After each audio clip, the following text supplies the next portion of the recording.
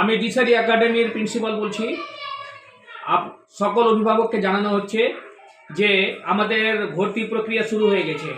অনেকেই ভর্তি করে ফেললেন, অনেকেই ভর্তি করা হয়ে গেছে। আমরা আগামী 3 তারিখ থেকে প্রিলিমিনারি ক্লাস শুরু করে দেব, আর 5 তারিখ থেকে আমরা পার্মানেন্ট ক্লাস শুরু করে দেব। এবার আমাদের যেগুলো এবার আপডেট যতটা হবে সেগুলো আমি পড়ে শোনাচ্ছি। আমি নিজে তৈরি করেছি।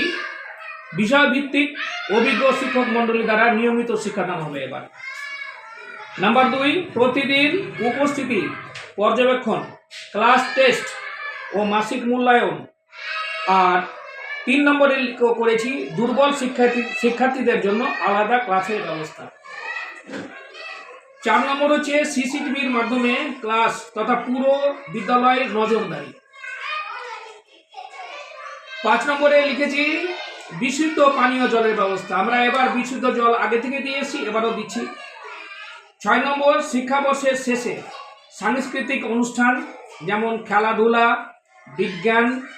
বিজ্ঞান মেলা ও চিত্রায়ন প্রতিযোগিতা ব্যবস্থা।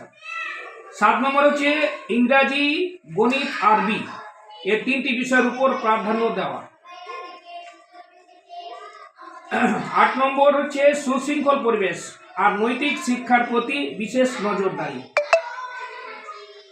9 নম্বরে লিখেছি, যেগুলো লিখেছি সেগুলো করেই শুরু হয়ে গেছে অবশ্য। 3 মাস অন্তর অভিভাবক ভাবিকাদের মিটিংয়ের মধ্যে অভিভাবক এবং স্কুলের মধ্যে সুসম্পর্ক বজায় রাখা। 10 নম্বরে প্রতিটি শিক্ষার্থীর অগ্রগতির রিপোর্ট তৈরি করে এবং পঠন পাঠনের মান আরও উন্নয়ন করা। 11 নম্বর দূরবর্তী শিক্ষার্থীদের যাতায়াতের জন্য নিরাপদ যানবাহনের ব্যবস্থা। 12 নম্বর, যেটা সব স্কুলে বলে কিন্তু আমরা করে দেখাবো সেটা ইনশাআল্লাহ, স্পোকেন ইংলিশের প্রতি শুধু জোর নয় বরং প্র্যাকটিস করানো হয়।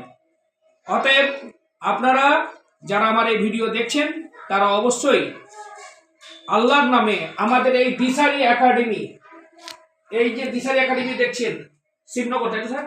জি, শিবনগর, অতি সত্বর অ্যাডমিট করুন আপনার ছেলে মেয়েদেরকে, যাতে আমরা সূক্ষ্মভাবে দিন ও দুনিয়া শিক্ষা দিতে পারি। এবং আমি দায়িত্ব নিয়ে বলছি, নতুন প্রিন্সিপাল হলেও আমার অভিজ্ঞতা থেকে বলছি যে আমি আপনাদের ছাত্রছাত্রীদের, আপনাদের ছেলে মেয়েদের ইনশাআল্লাহ দায়িত্ব আমি নেব কিভাবে তাদেরকে ভালো দিন দুনিয়ার শিক্ষা দেওয়া যায়। অতএব ভর্তি করতে দেরি করবেন না, আসুন, আমাদের ভর্তির প্রক্রিয়া শুরু হয়ে গেছে। আর 5 তারিখের মধ্যে আমরা যথারীতি ক্লাস আরম্ভ করে দেব। আসসালামু আলাইকুম ওয়া রাহমাতুল্লাহ।